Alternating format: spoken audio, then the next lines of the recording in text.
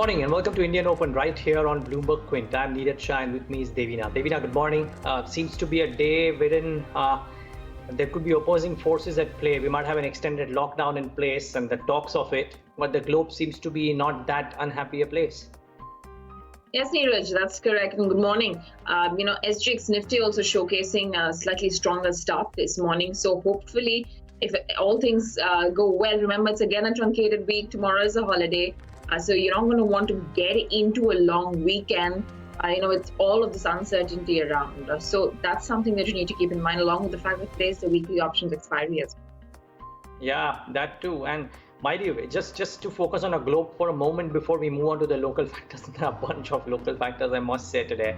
But the globe, the US markets did reasonably well for themselves in trade yesterday, and by virtue of the up move yesterday, technically they are in a bull market. And I was saying this in the trade setup as well today, Devina. I think the definition of this bull market needs to be altered with a little bit. We're talking about calls for a recession, maybe in some quarters talking about a depression, and here we're talking about the US back into a bull market. It's just the pace of the fall and the pace of a pullback which is so swift these days compared to what used to happen maybe 20 years ago. But yeah, quite a resounding move by the S&P and the Dow. And I think Asia, even though in thin volumes, Devina, you have to say large swaths of Asian markets seem to have recovered very well. Well, Neeraj, if you take a look today at least, in Nikkei 225, that's down about 0.5%. You've got Hong Kong, which is up about 0.5%. Remember now, Hong Kong is, also pulling in an economic stimulus package of about $18 billion. So, most countries trying to do all that they can. Japan recently, record stimulus for them, which was almost 18 to 20% of the GDP, closer to $1 trillion is something that they announced with regards to an economic package for their country as well. Most of these countries, and you spoke about US moving into a bull market territory. Germany has moved into a bull market territory, and previously we spoke about a few other Asian indices which have also moved into a bull market territory. We're still some time away from there. So for us, we step into that bull market territory somewhere closer to levels of about 1,930. That's the time that we see that 20% bump up in this bear market correction. But aside from that, globally as well, the fear psychosis seems to be coming off a bit. The greed and fear indicator, which is a proprietary Bloomberg indicator, is suggesting that global stocks have moved into the greed category. They flipped over into the green, which suggests that there is some amount of buying that's coming in and people are ready to take some of those risky bets. Now, whether that remains or comes off as quickly as it started to move up, because as you said, S&P is already into the bull market territory. That's something to wait and watch as to how things start to shape up on the coronavirus reportage. Anthony Fauci, he's spoken about the fact that in a week's time, you'll actually start to see a peak out of the cases. So that is the other silver lining that probably the market is paying heed to. But again, that being one part, the other part being the US recession calls getting louder now, almost back at levels we saw in 2008, 2009, and prior to that, right. 2001, 2002. Yep, so all of that is interesting data points. Let's now move ahead. We've spoken about the globe. What about the local factors? Before we get in our guests, I think it's important to throw some perspective on the key newsmakers that came out yesterday. And Agam Vakil Johnson with those two updates, one from a discretionary consumption company, one from a staples consumption company. Agam, good morning. What did Titan and Marico have to say? Did they sound the same tune? Let's start with Titan. Good morning, Neeraj and Devina. Well, of course, largely on expected lines, there is certainly going to be some weakness that's going to be seeping in as far as the fourth quarter is concerned. Starting off with Titan, when it comes to discretionary space, they have suggested that the first 2 months, that is January and February, were very, very strong. In fact, better than their guided range of around 11 to 13%. But after the 16.5% growth in January and February, they've seen a very, very sharp decline in March, and which is why they are expecting a 5% decline in its jewelry segment, which comprises nearly 80% of your consolidated revenues. And this was, again, largely on account of the lockdown that came through. And when it comes to the watches and wearables segment, again, that's what they are suggesting. that, well, there's a 1% growth, but a lot of that is largely to do with modern trade channels and e-commerce, not necessarily stores. The company's also mentioned that the company had to shut stores on the 22nd of March. That was, of course, a Sunday, and the following lockdown period starting off on the 24th of March, which has led to a lot of weakness as far as the quarterly numbers are concerned. All right. What about Marico then, Agam? They too have come up with a quarterly update. Yes, that is correct. Again, Marico is also suggesting a little bit of a decline when it comes to volumes, a low single digit to be precise. That is what they have said in their press release. And Marico is also of the opinion, and what they have seen is weakness in the parachute as well as value-added hair oil segments. However, they also maintain that there has been some growth as far as Saffola is concerned, because edible oils and foods, that is under the brand of Saffola, that has actually seen quite a bit of growth because January and February have been strong, but because of households stocking up, that has led to an increase in volumes as far as the Saffola brands go, and that kind of curtailed the significant decline that they saw in the month of March. But on the whole, it's still expecting to be a weak quarter. The only respite for Marico will be lower copra prices and operating margins. Right, Agam. Thank you very much for joining in with that. So those are the two more important names to watch out for as we set up for trade this morning. Aside from that, a whole host of other individual stocks and stories to track. Hidalgo and Novelis out there getting the approval from the European Commission for the sale of the Dufel facility. You've got to watch out for some of these port companies, considering cargo volumes are down 10%. But talking to us about all of that and more is Parthiv Shah. He's joining in right now. Parthiv, good morning to you. 2 straight days, foreign institutional investors have not been sellers. They've been buyers, in fact. Is this, maybe some positive takeaway from the trade that we've seen over the last few days? And also the fact that the breadth of the market has remained positive for, I think, 4 or 5 straight days now. Good morning, Devina and Neeraj. See, Devina, I think one thing at least is clear now, that there is some sort of light visible at the end of the tunnel.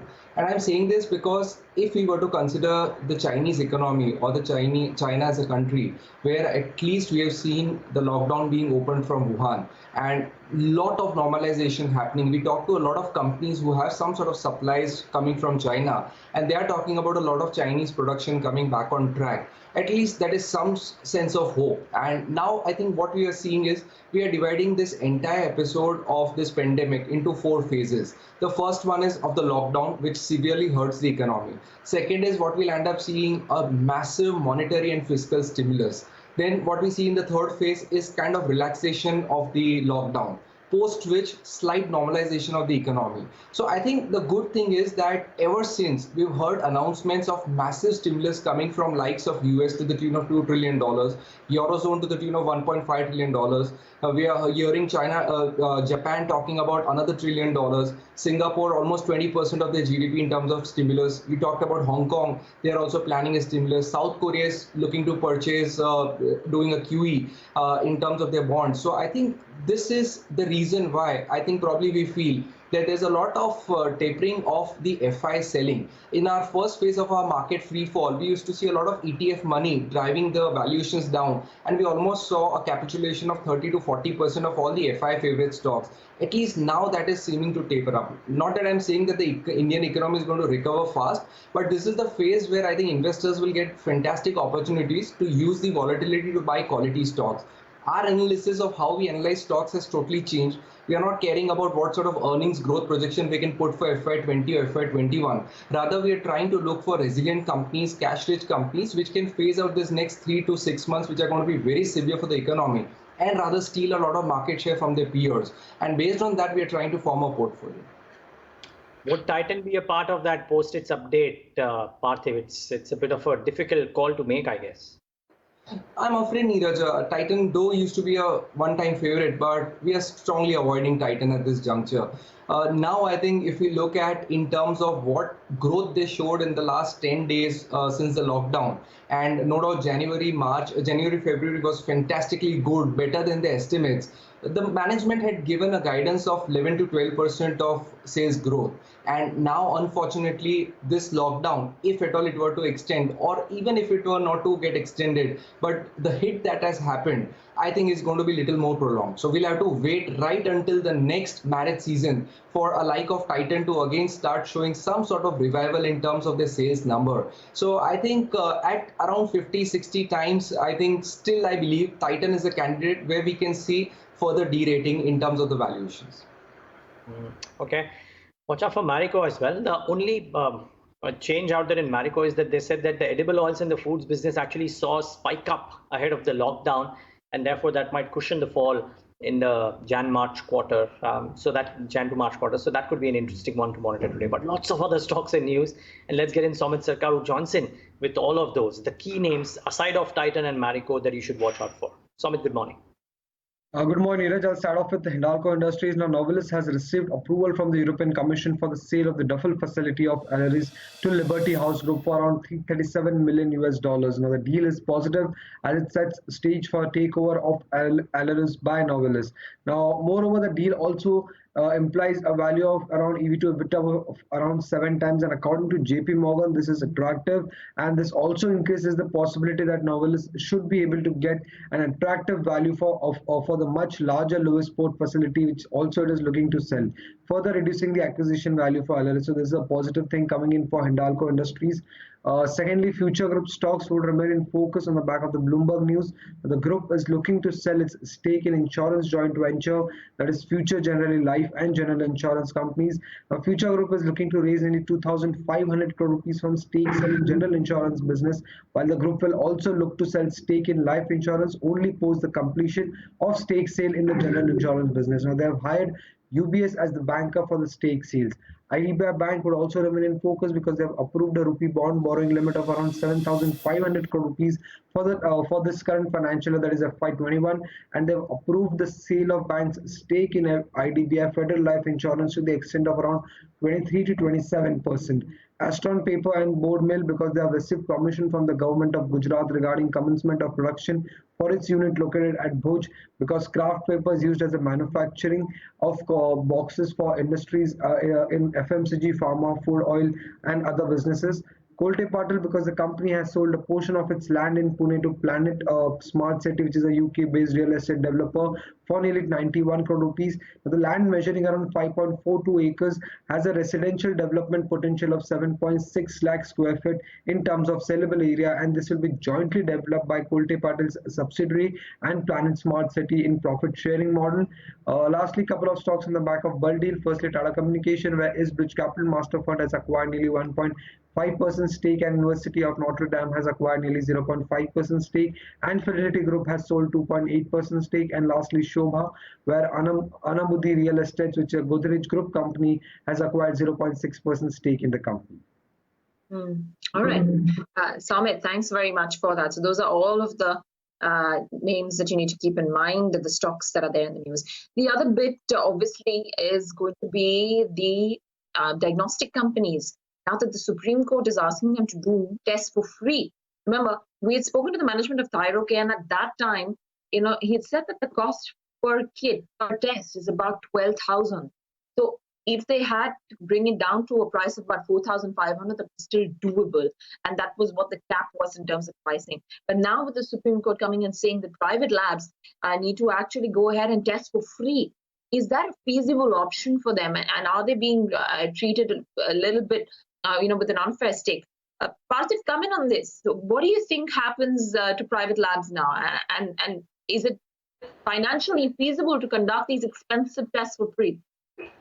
So even if I got the Supreme Court statement correct, I think what they meant was that the government has to ensure that the government and the private labs, which are certified for conducting this test, have to ensure that these tests are done for free, which also indirectly means that that not necessarily that these private labs have to only remove this money from their pockets.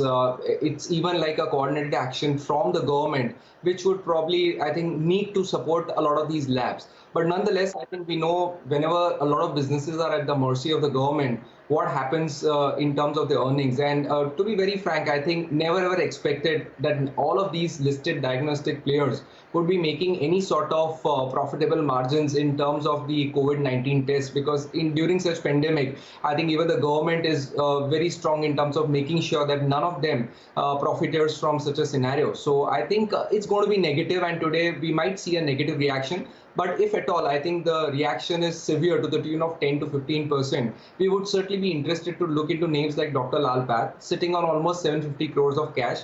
And again, amplifies the thesis that we talked about, that these are the type of companies which will survive, will steal a lot of market share from smaller labs. And I think that's the reason that if at all there is a severe correction, we would like to buy such names.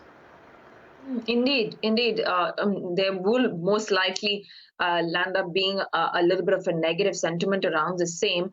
But again, that points to the fact that you might actually see, private labs taking a backseat in terms of the number of tests that they do. That could be a possibility, but this is not going to be financially viable for them. And obviously, while the government also has to be a party to this, I don't know how feasible the refund mechanism here works in terms of the private labs getting a refund for the tests that they do from the government, if at all that lands up to be the other option.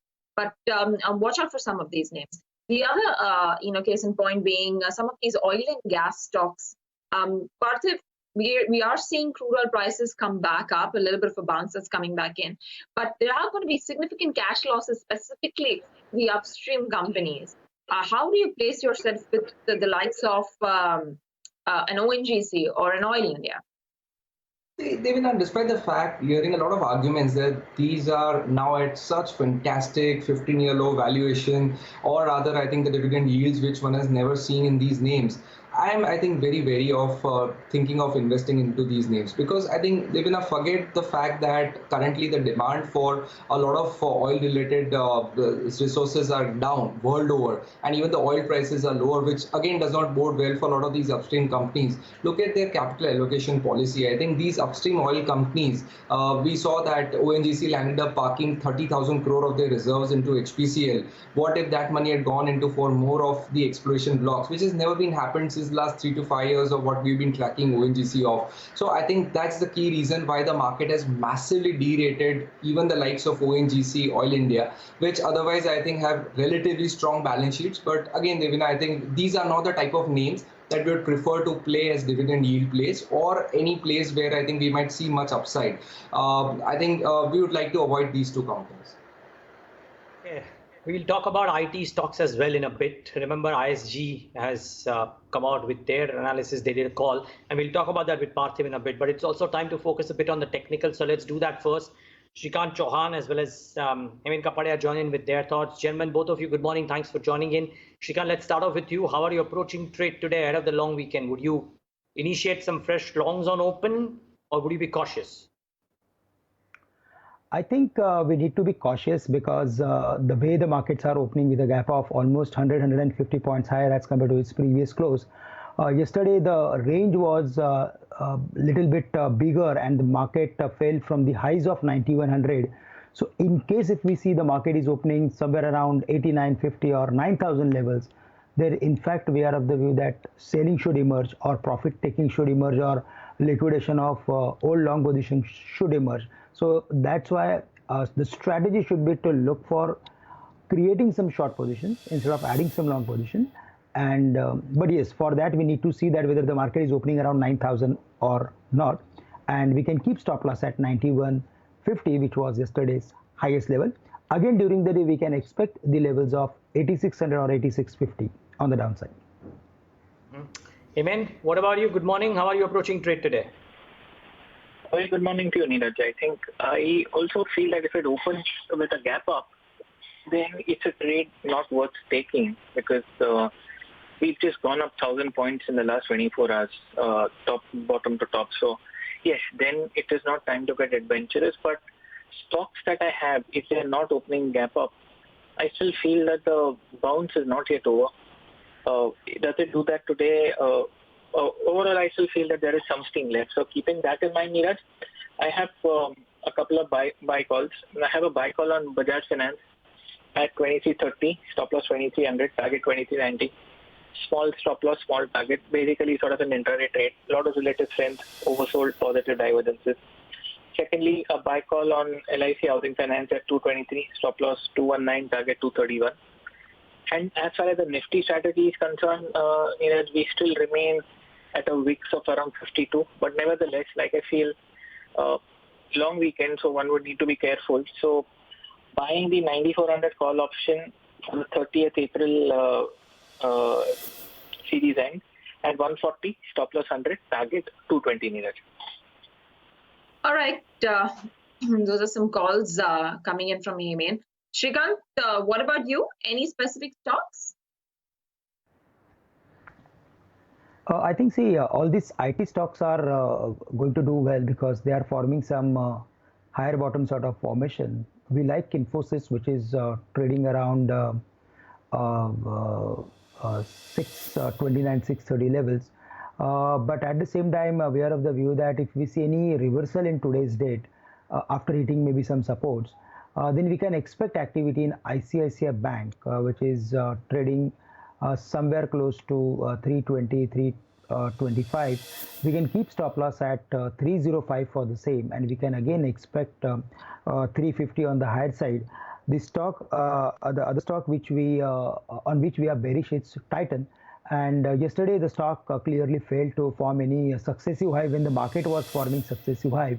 So there we feel that the stock is heading for the levels of again either 800 or 835 in the near term. So we should look for creating some short position on Titan with a stop loss at 925, and we can expect somewhere close to 800 on the downside. Okay, watch out for all of those names then. Yesterday's session saw some activity, and remember, we've been talking about a lot of, how these pharma names have seen one of their best periods right now in this entire turmoil. Yesterday's session saw Sun Pharma up 4.5%. Prior to that, the pharma index the day before was up about 9.5%. You had Cipla 4.5% higher. Dr. Reddy's was up 3% in yesterday's session. So, like all of these names. What's your take on some of these pharma names? Well, I have maintained on BloombergQuint also that pharma could be the sector to look out. Didn't expect it to move like this. When I thought it was moving or should have moved, didn't. So, frankly speaking, if I look at the pharma index per se, like you were mentioning, 2009 to 2015 was a bull market, 6 years. 2015 to 2020 has been a corrective phase. We've had a couple of flutters earlier.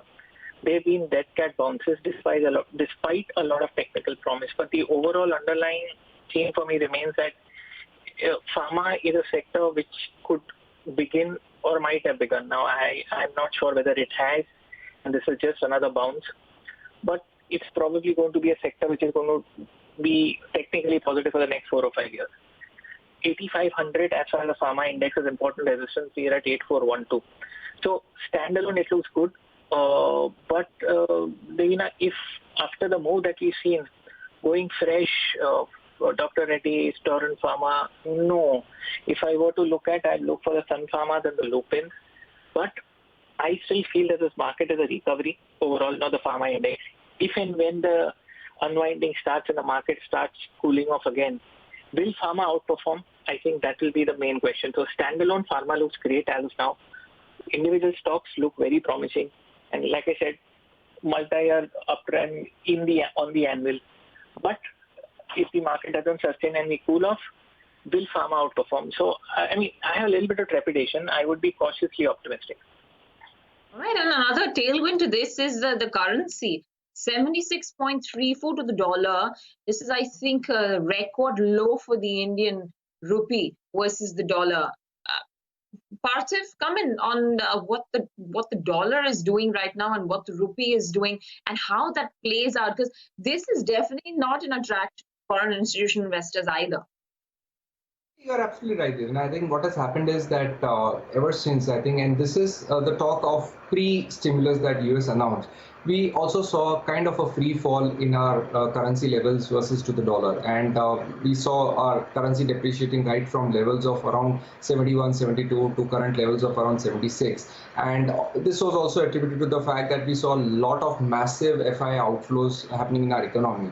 But now I think the sense is that at least with a lot of stimulus and a lot of helicopter money all over the world, I think the free fall in the currency probably might not happen. And the currency getting adjusted to the other Asian peers might not necessarily be a very negative thing, because currently India is not really suffering from any sort of inflationary pressures or inflation problems. And that was attributed in the RBI speech when they cut the repo rates by a huge margin. So I think inflation is certainly not a problem. And if the currency were to adjust to the global peers, I think it certainly is not a very negative news for the country. And if at all we see some sort of stability in terms of the outflows that we have otherwise witnessed from the bond market, and the currency behaves stable. And the good thing is, since the last two sessions, we are seeing some sort of FI-based delivery volumes in some select stocks. I think that's, I believe, a positive sign in the long term. By the way, IT would be in focus today for multiple reasons. I mean, the rupee depreciating is one factor, but the ISG call, and ISG is the global consulting body which said in the con call, and brokerages have said this. We don't have individual information, but a lot of brokerages have said this. I'm using what Nomura has said as an example here. They're saying that ISG has cut the calendar year 20 forecast, and they've said that the second quarter outlook is second quarter, which means the April to June quarter, is materially weak. They are saying that the recovery is only likely in quarter 4, and they've lowered the annual contract value growth outlook for managed services, which is the space where India is reasonably strong. They've reduced that annual contract value growth outlook from 3.2% of a growth to a decline of 7% for calendar year 20 or FY20, and therefore calendar year 20, and therefore that's a material change and might be negative for IT companies. Parthiv, the currency is one thing. Would you be, because of a lot of factors, including the buyback possibilities, be bullish on IT, or because of these factors be negative on IT? See, one thing is clear. I think with US and European economies struggling, despite the fact that all the stimulus have taken place, I think key verticals like BFSI, retail, energy, all of that is going to play a havoc in terms of the deal pipeline for a lot of the Indian IT companies who were betting on a lot of deal renewals happening this year and also in FY21. So no two ways about it. All these companies who were giving guidance of anywhere between 7 to 10% sort of a year-on-year constant currency growth might really go to something which is as bad as being flat or maybe negative in some other IT companies' cases. But I think this can be a very good opportunity to build a very good large cap IT portfolio, because I think this is something that probably the markets would have anticipated, and that's the key reason why likes of TCS has already corrected by almost 25 to 30% from its peak. Infosys has already corrected by 30 to 40% from its peak. And the good thing is that these are resilient companies, cash-rich companies, which will still dole out the rich dividends and also potential for buyback, as you rightly mentioned. So at least the ROAs will be at least not really hampered big time. So I think we believe that it's better to go into large cap IT names. They'll be far more resilient, they'll be more innovative, and I'm sure I think they'll be talking to a lot of their customers for renewing the deal pipeline. If not it happens this year, it is going to happen next year. A lot of negative seems to be factored into. So we would look into our likes of TCS or Infosys at this juncture.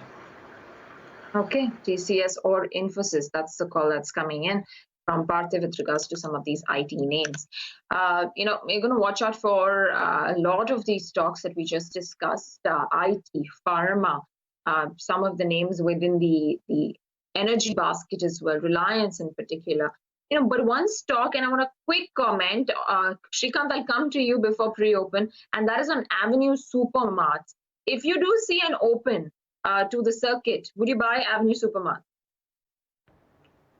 The stock has corrected properly to its important support area of 1800 or 1700, and from there all the way the stock is moving higher.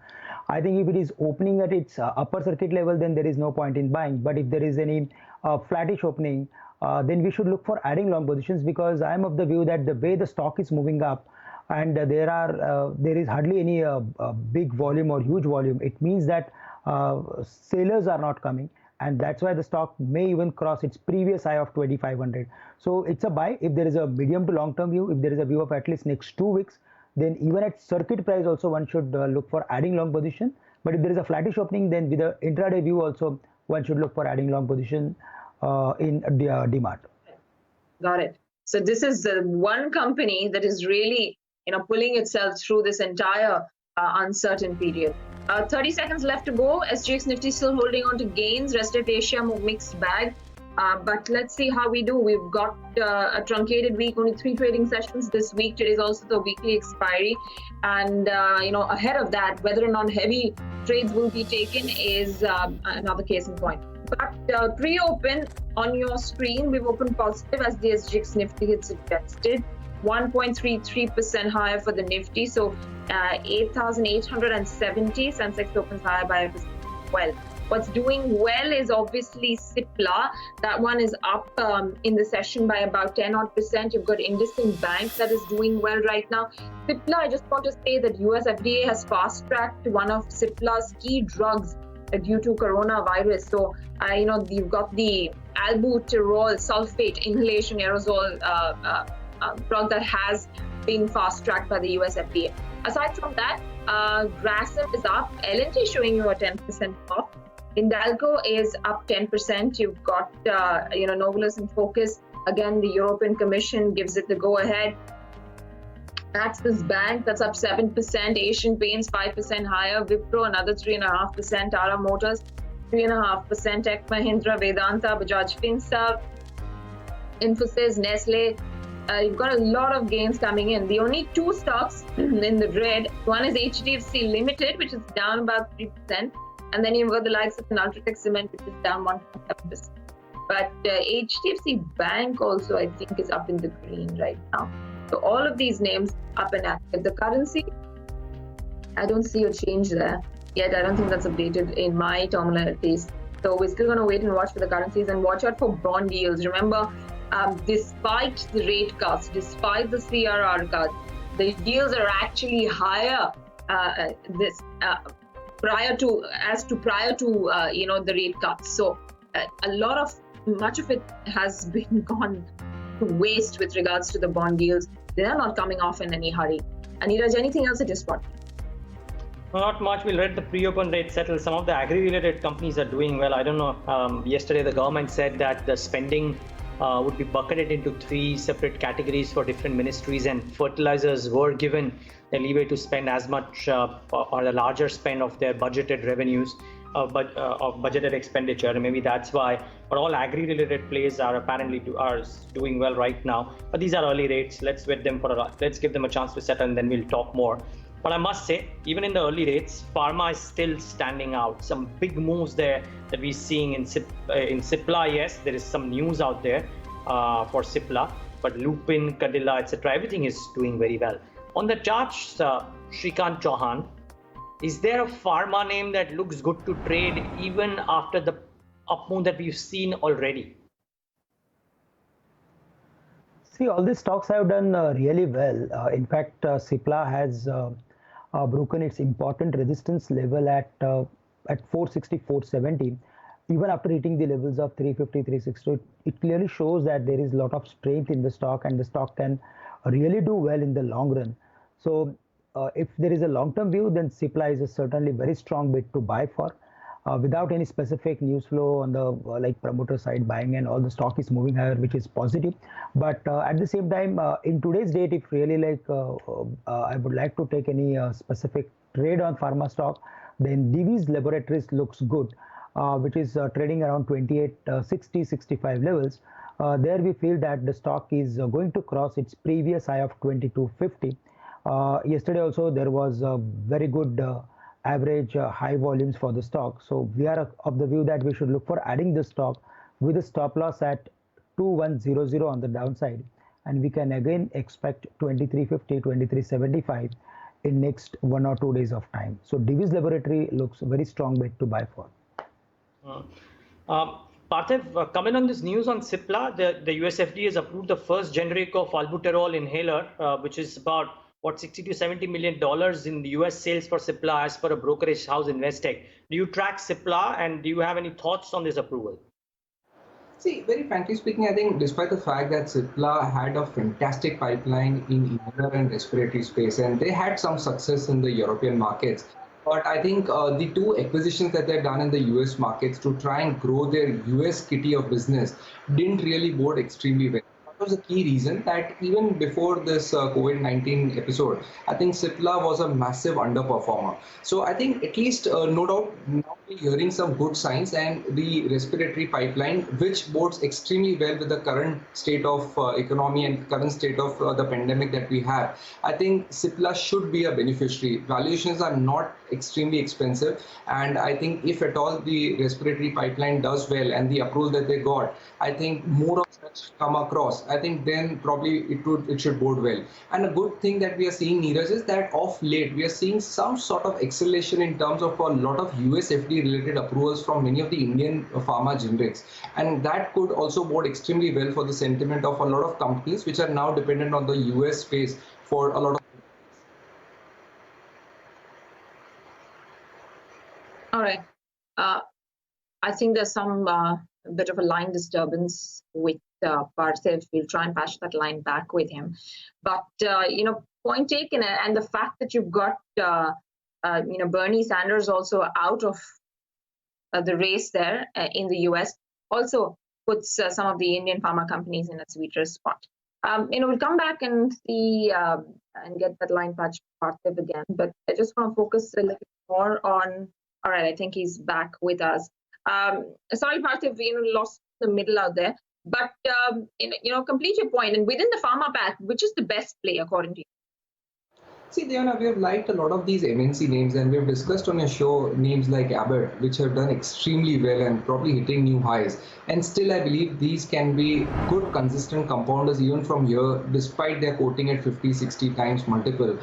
They're launching a lot of new products, and also other names like Sanofi. I think they are in the right categories, and they're not trying to a mass producer of a lot of drugs. They're just trying to go with some select therapies wherein they're growing their therapies, names like Allegra, Combiflam, and they're launching a lot of new products related to these therapies. And otherwise, I think we are still bullish on the domestic pharma story, which despite, I think, the sluggish economy has grown by 7 to 8%. And we believe that growth can accelerate into double digits. And I think one of the better plays to have the domestic theme is Alkem Labs. I think this is a company which has again been extremely resilient and has really protected a lot of shareholders' capital. And I still believe that their pipeline for the domestic market is extremely strong, and I think will keep on growing. So Alkem Laboratories is the company that we like in this space.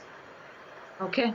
A few pharma names, keep that in mind. And like we were talking about it, Avenue Supermarts again is up on upper circuit. So there are no sellers in the stock. It actually, like Shrikant said, you might actually see it exceed its previous highs of 2,500 plus. And the other one that's been on upper circuit for 8 or 9 days now in a row is IRCTC. That too, at 12.53 is not giving you an opportunity to buy, even if you want to buy. There is an upper circuit, no sellers on the stock. Quick word then, Parthiv, Avenue Supermarts, IRCTC, any of these two, if circuit opens, which one would you rather go for? See, I think at least Avenue Supermarket, we know the fact it defies gravity, and with the 5% band, I think it is extremely difficult. But yes, I think they are going to have some challenges. It's not going to be that growth rate that they've seen in the past. I would still be more comfortable trying to think about, getting lower levels in Avenue Supermart. It is wishful thinking, which has not happened in the past, but never say never. We have seen massive derating of one of the best companies also in this market. So whenever Avenue Supermarts corrects massively because of the slower economy, I think that's when probably we would like to chip into it. So I think at this juncture, not even IRCTC, because again, I think the way the business is shaped, and Neeraj at one point in time had made a wonderful comment regarding this business. A lot of the business that they're losing in terms of the e-ticketing revenues, a lot of in terms of the trains that they run, in terms of the lot of volume they do in the water business, the catering business, and the tourism business is not something which is going to get recouped. And maybe 2 to 3 months down the line, I think whenever the growth again comes back, I think we'll again think about revaluing the company. But at this juncture, I think probably we might see lower levels in IRCTC. All right. Cipla is the massive mover in the session at the end of the pre-open session. I'm looking at the Nifty Pharma Index, and Cipla is up 10%. There are gains to Cadila and Sun Pharma, and Glenmark and Lupin too are doing well. The one which is kind of slightly muted today is Dr. Reddy's, and muted only by a whisker because it is still in the green, just that it is not up as much as some of the others. Now the key question is, the Sensex and the Nifty and the Bank Nifty too have started off well. As we look at the pre-open session, all the Nifty 50 stocks might actually start off in the green, and that's a remarkable thing. Hemant, I want to come to you on what is arguably looking like the weakest pocket, in which is cement. What do you do there? ACC, Ambuja, Shree Cement. All three of them have looked weak. There have been short positions formed there. What would you do on open today with the cement names? Well, a very valid point, Neeraj. They are the weakest, but I would not short. If I were to look at Shree Cement, we're oversold. The indicators have turned positive. Volume has gone up. So at the risk of sounding a bit overly optimistic, I'd stick my neck out and say I take a contract trade and go long. I wouldn't do it at the opening. If it breaks yesterday's low, I'll wait for it to settle and buy only when it recovers and is trading for 15 minutes above yesterday's close. But one, I would not short, because the entire market is deeply oversold, and even ACC, whether Ultratech and Shree looks to be slightly better than the rest, followed by Ultratech and ACC in that order. So yes, I would go long, but not short neither.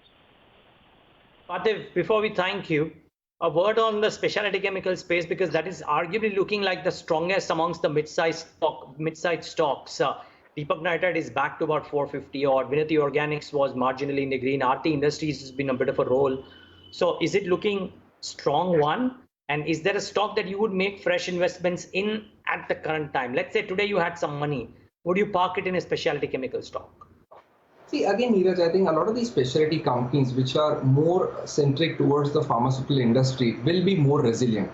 And that's the reason why we saw a bigger correction in names like Atul, which is not predominantly into a lot of pharmaceutical molecules and more into the agrochemicals and other specialty chemicals. So I think there's still this uncertainty that if at all a lot of the plants were to be opened, it would be more for the companies which are catering to the pharmaceutical companies. And that's where what we saw in terms of alkylamines being extremely resilient. We are still extremely bullish on this story, and I think they're supplying key ingredients to a lot of pharmaceutical companies, and it has corrected from its peak. And if we see further correction, this is one stock that we feel that investors can have in their portfolio for the next 2 to 3 years with their expansion despite getting delayed. But I think they're going to be very key ingredient sourcing company for a lot of Indian related pharmaceutical companies.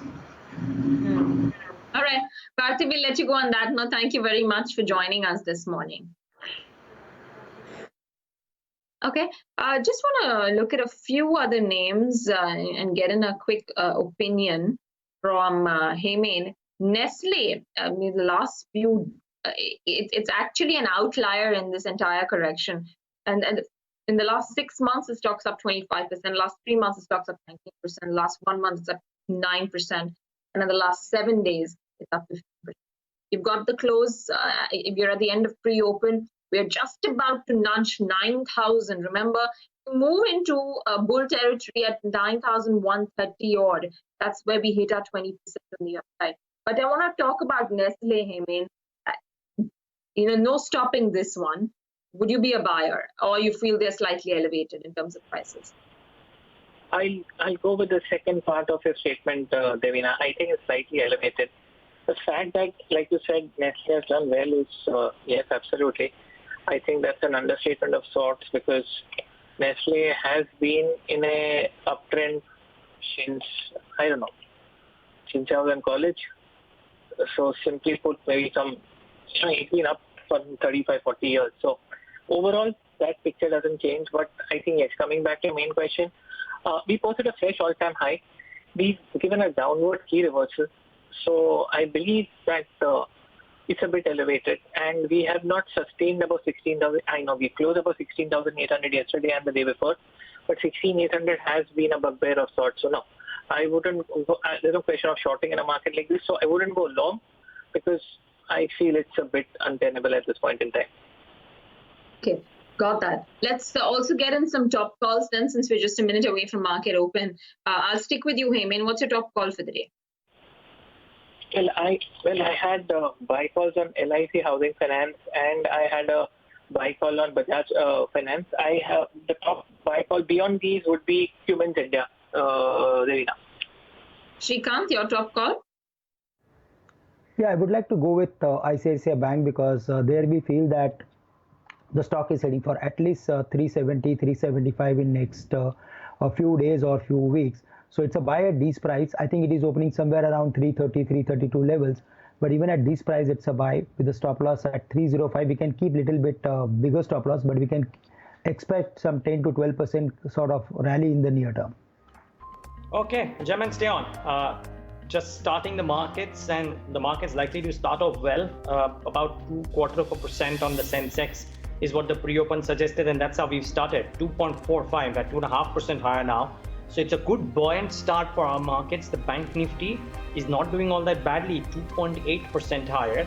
Let's look at the components which are doing well today. I'm guessing the broader markets too should be doing okay, but let's look at the components.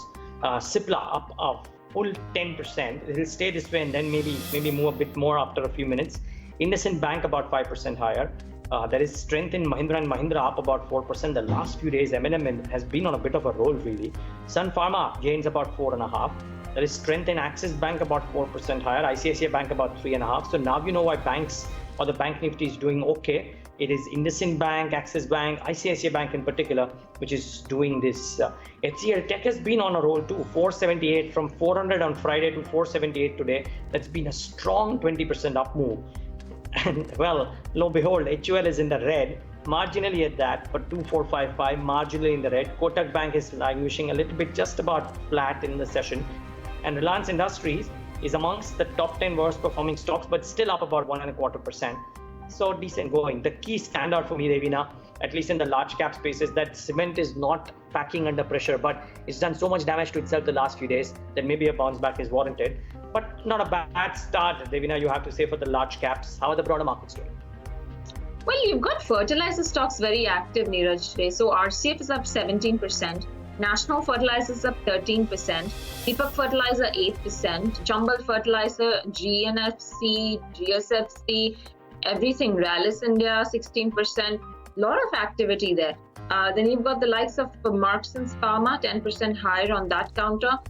Then you've got Ajanta Pharma, 8.5% higher, Max Financial 6.5% higher.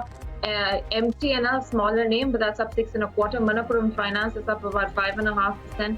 BEML, then Imami, Glenmark Pharma, Lupin, Karur Vysya Bank, all gaining ground by about 5% plus. RBL Bank 5%.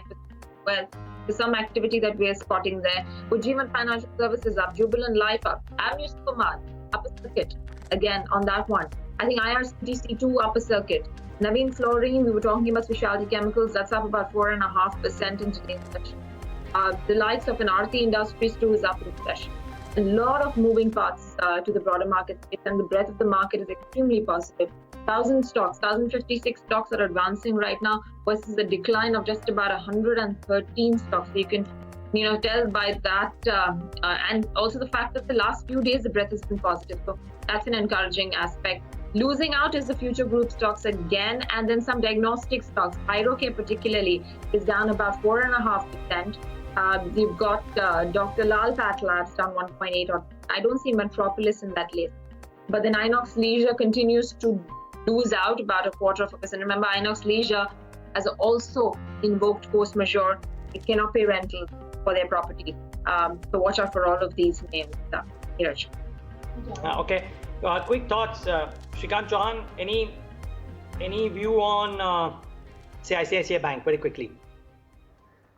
Yeah, ICICI Bank, HDFC Bank, they both open on the higher side, and I think yesterday's formation is now going to act as continuation formation for both these counters.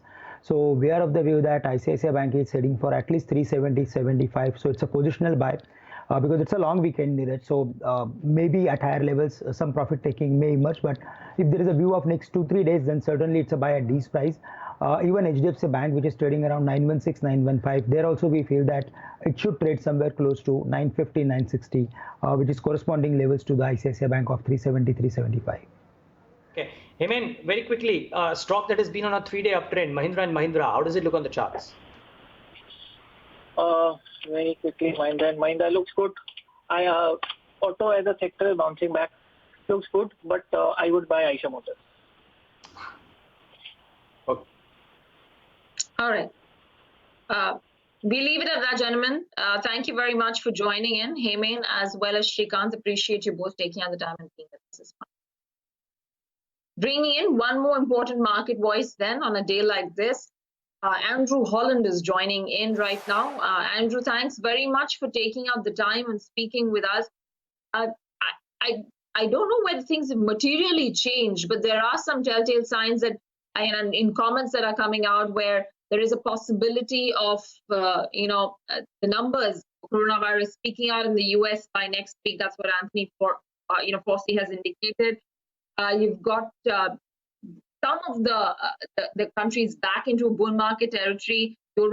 Europe, Germany, within the Asian and the emerging market basket pack, you've got South Korea, you've got Philippines. US itself, the S&P 500 itself has moved up 20% from its lows. Do you think things are changing, or this could just end up being, that really strong bear market rally? Yes, it could well be, because everyone's trying to work out where the bottom is. But let's just take your point, which is a very good point, is that, see, first of all, we have to get the flattening of the virus curve, and that's what the first stage is. Now people are starting to look beyond that, and the narrative changes about when countries and companies can start going back to work. And I think that's where I think the problems might really come up, is that, first of all, it's going to be in a phased manner. It's not just going to be open up and everyone can go back to work, because there's still a lot of problems and cases in Europe and the US. Secondly is that, are we going to change our habits so quickly? Unless there's a vaccine, I still think people are going to not spend as much, yes, on essentials and maybe some other goods. But I don't think, you're going to be wanting to go out into public spaces where there's many, many people. So I think it's going to be not a V-shaped recovery. You will get a little bounce, obviously, initially when people can actually get out of the house. But thereafter, I think it's going to be a U-curve in terms of the recovery, and that's going to be painful. And I don't think the market's baking that point in yet. So let's look at it. The US has given $2 trillion package. That's 10% of GDP. And everyone's saying that second quarter GDP is likely to be anywhere between 20 to 30% down. So they'll have to give more packages. So the problem remains is that, yes, for the next 3 months you might be okay, but what happens after that? The cash flow problems for small and medium-sized businesses just don't go away. And I think that's really what the market will have to start baking in at some point. So you will have rallies, and I think this is a little bit, to my mind, like 2008. You get trading opportunities both on the upside and the downside. But fundamentally, I don't think you can really say, we know where the numbers are, and that's going to take some time. Okay, so can you make? I know it's a forward-looking statement, but we have all the data points in hand. You've got the possibility of a big cut in GDP. We've got Goldman Sachs placing India's GDP at 1.6%, some saying 2%. So that's a big sharp knock that we're expecting. Globally as well, economic growth is going to be extremely slow. In light of all of these factors, excitement around such bear market rallies, are they warranted, or does one just sit back, hold on to some amount of cash when there is something that you can put a finger on and say, okay, now I know for sure things are changing, that's the time I start investing? I think that would be a good strategy, because what you have basically is that forecasts are all over the place. So until we start to see countries and companies getting back to work, and how quickly they can build up capacity, and then the demand. So let me give you an idea of I was kind of saying that there's a V-shape or U-shape recovery. So a German institute came out yesterday and said, we expect GDP to fall by nearly 10% in Germany, and then recover. So by the end of the year, it's down by -4. And then in terms of what they're saying for 2021 is that there's a recovery of 5%. So basically, you've got 2 years of flat growth, even if you take that U-shaped recovery.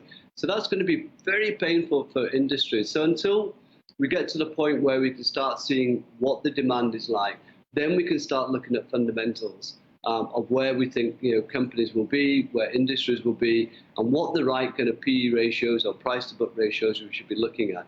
So until then, I think sitting on the sidelines is probably just a safe thing to do. I don't think there's any reason to get so optimistic, unless obviously a vaccine comes along and that would change the the whole picture again. But that's not likely till 2021. Andrew, good morning. Neeraj here. What are you doing currently? I mean, how is it that you are taking a bet? Whichever way, or are you just sitting on the sidelines right now? Because I presume you guys you were sitting on a bit of cash ahead of this crisis breaking out. No, and we're still continuing to do that. As I said, that we'll use that experience from 2008 to look for trading opportunities.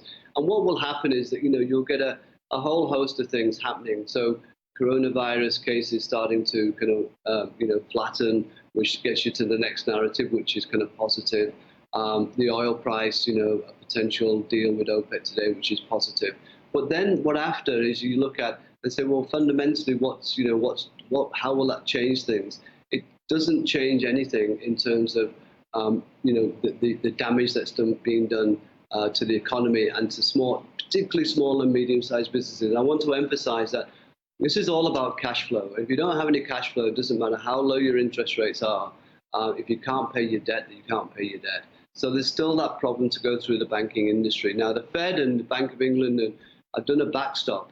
I think here in India, we need to do something of the same, because whilst the RBI has done well in terms of providing liquidity, where are banks going to lend this? I mean, it's all about working capital loans. And it's about whether they want to take on those loans potentially, which could become a non-performing loan. So either you've got to have a bad bank, or you've got to backstop some of these new loans going forward, so that the banks will feel secure in lending.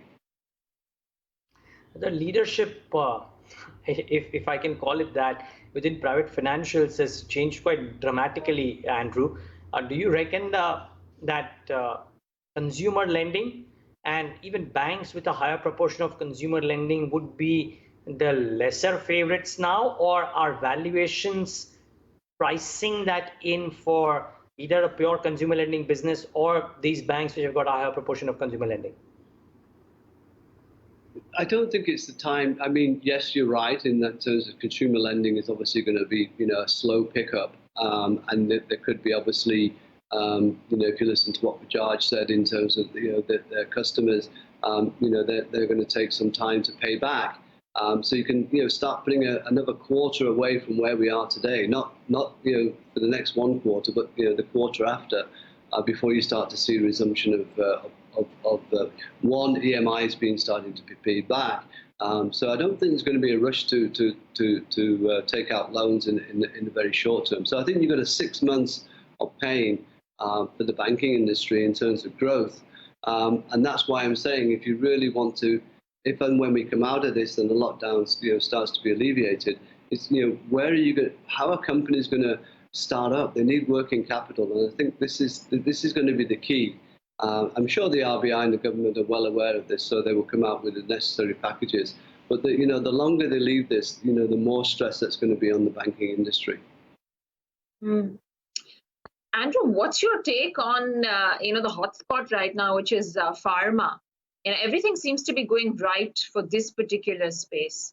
But is there more that meets the eye than just what you get in terms of market entry, fast approvals for the US markets, and to get in drugs like hydrochloroquine right now, which is getting under trials in the US market as a solution for COVID-19? Is there more that one needs to watch out for from this particular space? Well, so very fortunately, we became bullish on this sector, back end of last year. So I would say back end, it's more about September, October. I think obviously Bernie Sanders kind of going out of the race is a huge relief for the generic players. So it's an extra kind of kind of move for the share prices today on that, because he was, was obviously wasn't favourable towards generic companies. But even if you go back to 2008, 2009, the two best performing sectors around that time were both pharma and staples. So, there's no real change in that. You go to safety, but coming out, once we come out of this, then obviously this will be used as the areas where you've made some money to go to the other sectors, which will then start to perform as the economy starts to move forward. So that's the usual pattern. So I don't think there's anything unusual about it. It's just been a very beaten down sector where there's probably underweightage by many fund managers, and they're just getting back to try and get equal weight there. And obviously, the good news is was never thought about for the sector for many years now. So this has been a shot in the arm for them. And obviously, if they can continue to build upon this, which they should, I think the big difference this time around, maybe coming out of this lockdown, would be that I think all of us, and I'm saying, well, I would probably anyway. I think one of the things that I'm going to spend more money on, or probably put more disposable income, is towards health, and I think that will be a new theme going forward across the board. So not just in India, but I think globally. So maybe there's an extra leg of growth. Now it's really up to these companies to try and really take the initiative and be ready for that growth when it comes, because that will be very good for a lot of the generic companies, which has been that kind of demand has been missing for a long time. So maybe they can get some pricing power as well, which has been, again, they haven't had for many years now. Actually, so you do see investments coming into some of these safer haven companies and sectors, and then post that, when you actually do see the market moving up full swing and a correction turning around, these are the pockets where you've made your money, you've moved out the money from there and to invest in rather high beta names as well. But so when we do see that happening, and when we do see the base formation, we do see things turning around, where exactly are you seeing the biggest chunk of the leadership coming from? So, the question, and you've asked the good question, is, have we hit bottom? And the answer is, I don't know. What we're looking for is three factors, which would make us feel, that the stability in the market is there for us to look at fundamentals. First would be, and we talked about it before, would be that the flattening of the curve in terms of new cases globally. Two would be then the narrative moving towards getting back to work and what that would mean. And three, the VIX, the volatility index in the US, was around 80. It's now around 43. If that kind of heads towards 20, then I think we'd feel more secure that the markets are now baked in a lot of the expectations or the near-term volatility, and you can step back in the market. But thereafter, you have to then see how quickly, and I'm talking about India now, how quickly we're going to start to move towards opening up either states or industries, so they can get start producing goods and services, and then how quickly the consumer is going to start spending.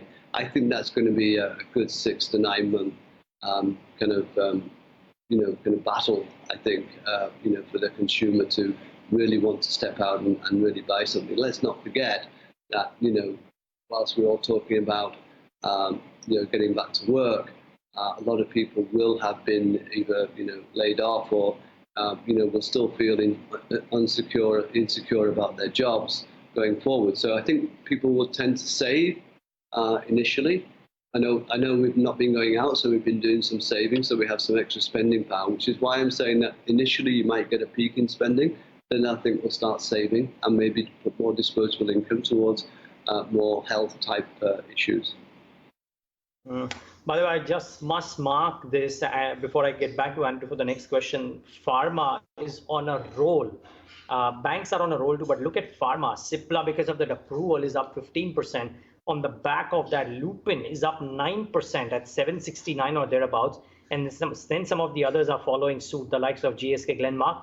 But Cipla has news, and Lupin is a allied beneficiary of that, and as a result of that, that stock too is doing well for itself. But banks are certainly packing in a serious punch in the session today. Andrew, the bit of a negative surprise today came in from IT. I wanted to know what's your sense on whether a depreciating rupee, and if you guys believe at your house that the rupee is slated to go lower, does it have any material impact on IT companies or no? Part one. And part two, the call that happened and the updates that came in from ISG seem to suggest that FY20 or the calendar year 20 would well be a washout here.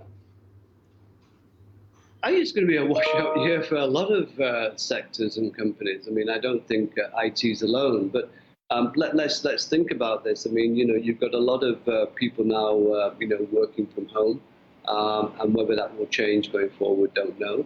But the unemployment figures, Europe, US, are huge. So, maybe a lot of these people will find employment in the IT sector in their respective countries.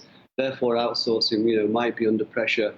In terms of, as an industry. I think what will happen in between time is because of that pressure, then IT companies will have to lower prices, or they have to renegotiate contracts, which will be a lot lower than we see today. So I think, they don't have any pricing power anymore. They haven't had for many years now.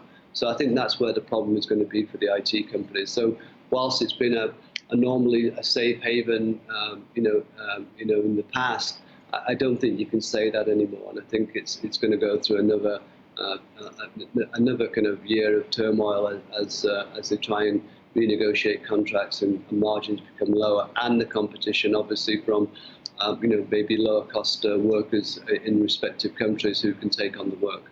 So I think that's going to haunt the sector for the next 6 months.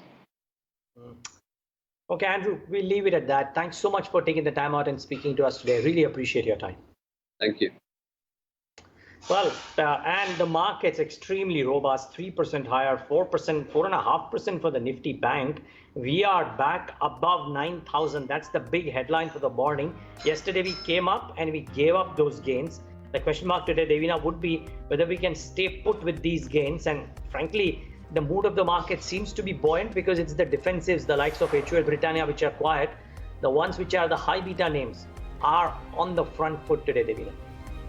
Yes, Neeraj, and through the day we'll keep tracking the markets and getting you updates as well. Though, however, when you're looking at the futures and what they're indicating for the US equities, so Dow futures, the S&P 500 futures, they're still not pointing to a big bang move. But again, this is a truncated week. Today is the weekly options expiry, so we may have a trade of our own. But it's a goodbye from Neeraj, myself, and the entire team that's put this show together. Thank you so much for watching.